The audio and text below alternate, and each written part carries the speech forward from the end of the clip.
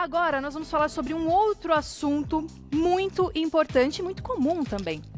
Muitas pessoas sofrem com um problema de refluxo e sabe o quanto é difícil, o quanto incomoda, até para dormir, né? Muitas vezes incomoda demais o refluxo. Então vamos falar sobre esse assunto? Vamos tirar todas as dúvidas agora? E eu recebo aqui, seja muito bem-vinda. Tudo bom, Camila? Doutora Vanessa Prado, ela é gastroenterologista e veio aqui para justamente falar desse assunto e tirar essas dúvidas. Eu vi aqui que você já começou com alguns desenhos. Exatamente. Será que é para explicar exatamente o que é o refluxo, é isso? Tudo bom, Camila? Tudo ótimo, obrigada, bem-vinda. Eu que agradeço. Hoje a gente começa o programa de uma forma diferente, tá? Eu acabei desenhando aqui para mostrar para vocês a anatomia um pouco do aparelho digestivo, justamente para ficar de uma forma clara e não restar dúvidas. É isso que é o importante, tá? Então, o que é o refluxo, Camila? É quando o conteúdo que está no estômago, que pode ser de líquido, comida, suco gástrico,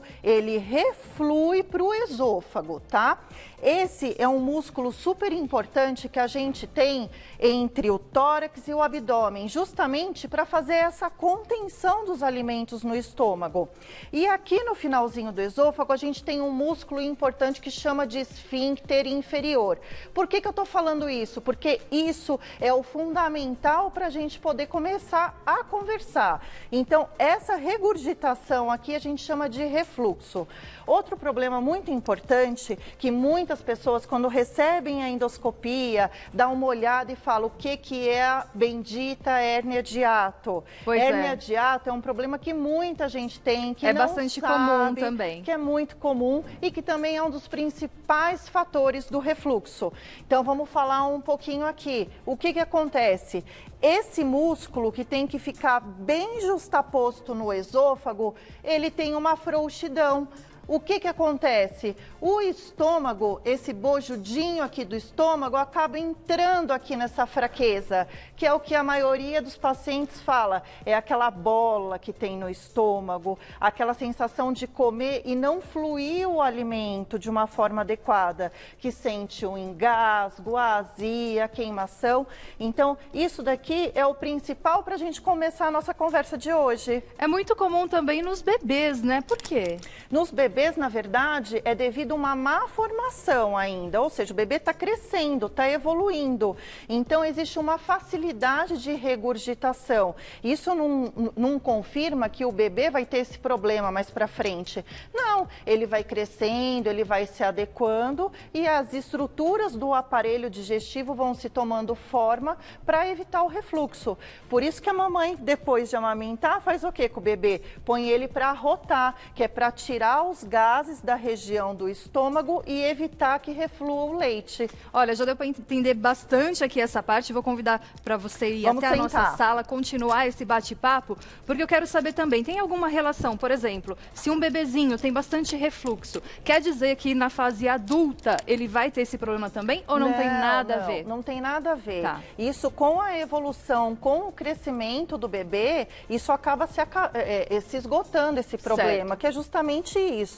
No bebê, o aparelho digestivo ainda não está evoluído. Não se formou. Não se formou. Então, é normal acontecer isso. No adulto, não. Você já tem a estrutura do aparelho digestivo completa. Então, existe um problema, existe uma deficiência de alguma estrutura. No bebê, à medida que ele vai crescendo, vai ajeitando todo o aparelho digestivo, as estruturas vão se formando e evitando o refluxo. Você deu aqui alguns exemplos de sintomas, né? É que é aquela sensação daquela bola no estômago, Isso. parece que o estômago está sempre cheio. Mas a gente também tem um quadro para mostrar agora para vocês de alguns outros sintomas que podem acontecer aí no refluxo. Vamos lá, vamos ver. Vamos dar uma olhadinha aí. Então, seria, além dessa bola no estômago, temos aí Isso. dor no peito, que pode até confundir como infarto, arrotos, refluxos intensos, podem gerar vômitos, tosse e engasgos, aftas orais e desgaste no esmalte do dente, olha que interessante,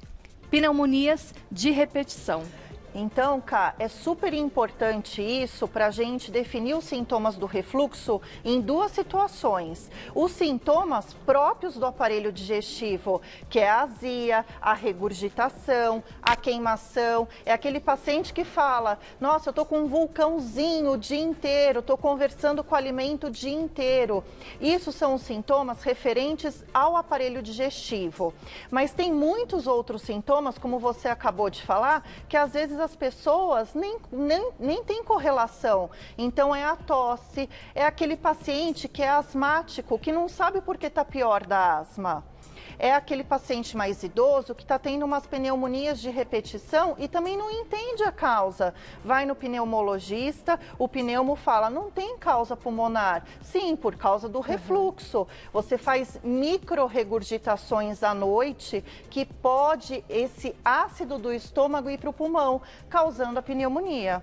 Agora, essa sensação que tem daquele líquido subindo, muitas vezes tem essa sensação, mas eu posso também não ter essa sensação daquele líquido subindo e mesmo assim ter o refluxo. Tem gente que não sente absolutamente nada e faz o exame e está super comprometido. Existem essas pessoas que são os assintomáticos. Por isso que é sempre bom fazer o preventivo. Às vezes uma tosse a mais, né? Tá tossindo bastante, não sabe o que que é, acha que de repente é uma gripe, alguma outra coisa. Exatamente, aquela tosse que não melhora, aquele pigarrinho que fica às vezes após a refeição.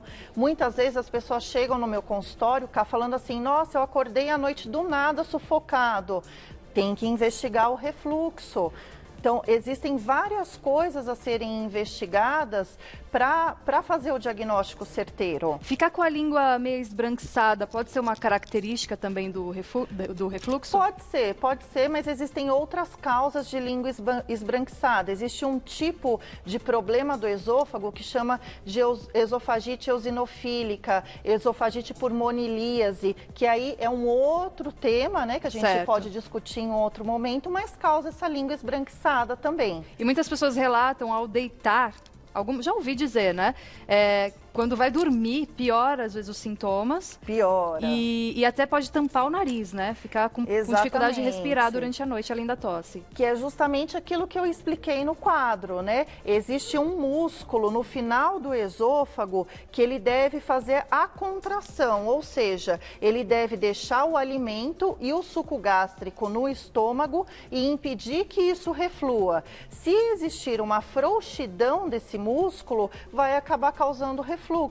E é claro, né, a gente já puxando o gancho aí para a famosa quarentena, que todo mundo está em casa, né? Às vezes está abusando um pouco da alimentação. Essa atitude de comer e dormir, não esperar um tempo adequado, acaba piorando isso que você acabou de falar. Tá certo. Agora nós vamos falar sobre os fatores de risco. Também temos aí um desenho para mostrar para vocês. Olha só na tela. Vamos ver. Fatores de risco: obesidade, comer muito antes de dormir, tabagismo, café, chá preto, chocolate, molhos, bebidas alcoólicas e gaseificadas.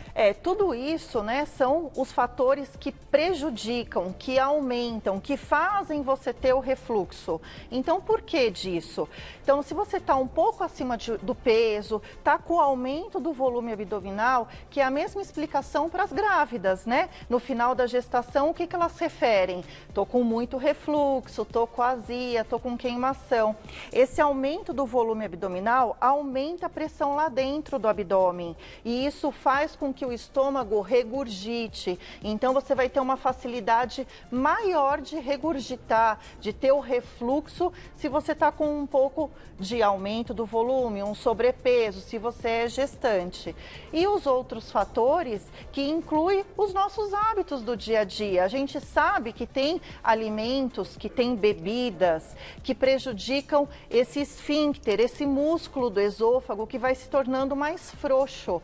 Então, prejudica o refluxo, né? Que tipo de alimento ou bebida? Por exemplo, refrigerante, água com gás, tudo isso aumenta a pressão dentro do estômago, regurgita.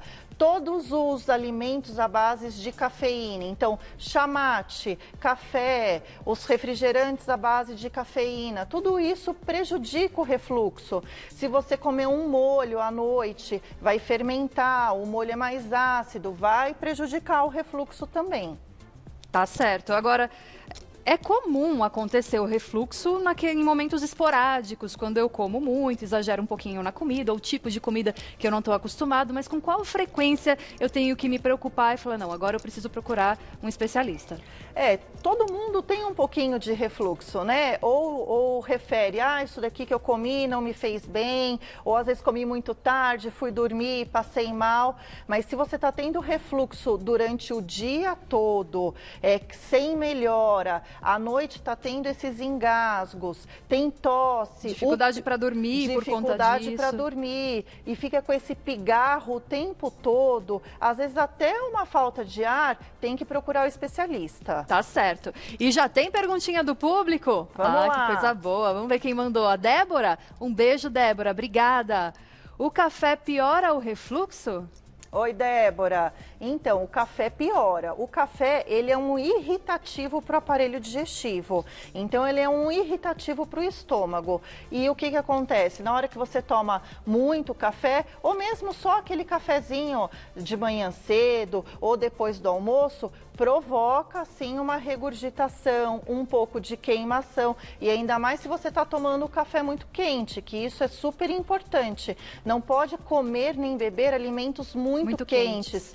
Sopas, por exemplo. Sopa à noite, um chá, por melhor que seja o chá, tem que tomar ele morninho. Aliás, antes de dormir, tem um tempo que eu posso comer, né? Por exemplo, antes de dormir, até que horas? O ideal, qual o tempo de intervalo, né? O mais adequado é você se alimentar 2 horas antes de dormir, tá? Fazer essa refeição. Mesmo os líquidos? Mesmo os líquidos, tá? Fazer essa refeição de uma forma adequada, que eu sempre falo quando eu venho aqui, mastigar direito, ter calma para se alimentar, não comer correndo, prestar atenção no prato, né? Que hoje está todo mundo, computador come, computador come. Celular, né? Celular, não. O momento da refeição é o momento que você vai prestar atenção no seu prato e na mastigação. Então, 2 horas antes de dormir é sempre o adequado. Muito bem, vamos lá para a próxima perguntinha. Quem mandou? Um beijo, Gustavo. Ele pergunta, existe alguma relação entre tosse seca e refluxo? Existe, né? Que são esses sintomas, né? Que a gente fala que não são do aparelho digestivo. Então, a tosse, essa tosse que não melhora, uma tosse seca ao longo do dia, precisa investigar. Claro, se você já tiver asma, bronquite, tem que procurar o pneumo e o gastroenterologista ou o cirurgião do aparelho digestivo para te passar as orientações adequadas. Mas tem tudo a ver, sim, precisa prestar atenção. Tem alguma coisa a ver também com o pH do estômago? O pH influencia em alguma coisa? Ou é o alimento que eu como, muda o pH, piora refluxo? O suco gástrico já é um suco ácido, né? Que se ele somente o suco regurgitar para o esôfago por conta dessas fraquezas da musculatura que eu expliquei no começo, ele provoca a queimadura do esôfago final, né? Que isso daí é até importante a gente falar, que se isso continuar por muito tempo, pode levar a uns problemas mais sérios no esôfago, como até um câncer. Então, por isso que é super importante prestar atenção nos sintomas. E quais são esses agravantes se não cuidar? Além do câncer, o que pode acontecer? Você pode ter ferida, úlceras, essa queimadura de repetição, no começo muda toda a estrutura do esôfago para uma célula que é mais resistente a essa acidez que vem do estômago. E isso ao longo dos anos vai se modificando, até chegar na fase final, que é mais agressiva. Tem que comer de 3 em 3 horas para quem tem esse problema de refluxo? É importante? Essa orientação do tempo de se alimentar, de 2 em 2 ou 3 em 3 horas, que é o adequado por algum alimento no estômago, é super importante para o estômago não ficar vazio um tempão e aí depois você come grandes volumes ou come uma coisinha, vamos dizer assim, depois de 5 horas, o estômago produz um monte de suco gástrico e aí piora o refluxo. Então, por isso que pouquinhas quantidades ao longo do dia é super importante. Ótimo, tem mais perguntinha do público. Quem mandou agora? Um beijo para você, Sara. Obrigada. Como lidar com o refluxo para quem tem gastrite?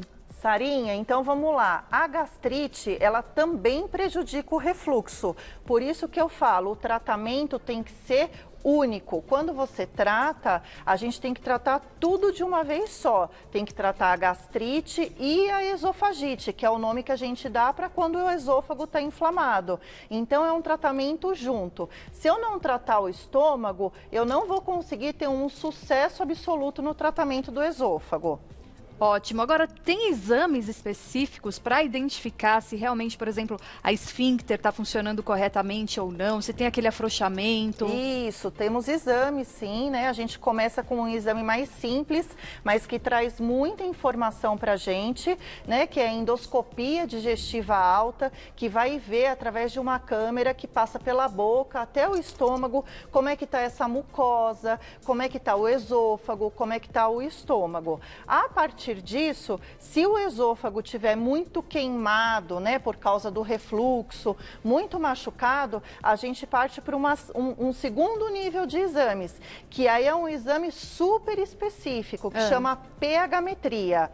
Esse exame é o exame justamente que vai dizer para a gente quantas vezes você está tendo refluxo durante o dia, se você tem refluxo só em pé ou quando deita, em que momento do dia você tem mais refluxo, se é deitado, à noite dormindo. Então é um exame super importante e ele também dá o direcionamento para o nosso tratamento. Se vai precisar só de remédio ou se a gente tem que partir para um procedimento cirúrgico. Então existe cirurgia nesse caso quando o remédio não dá conta, vamos dizer assim. Isso, quando o remédio não é tão eficaz para o paciente ou quando o paciente tem essa hérnia de hiato volumosa de grandes proporções, aí não tem jeito. Aí a gente parte para a cirurgia, que é uma cirurgia minimamente invasiva, feita por laparoscopia, aonde a gente aperta essa frouxidão que tem no músculo e faz uma válvula, que é justamente para o estômago não entrar no tórax, impedindo o refluxo.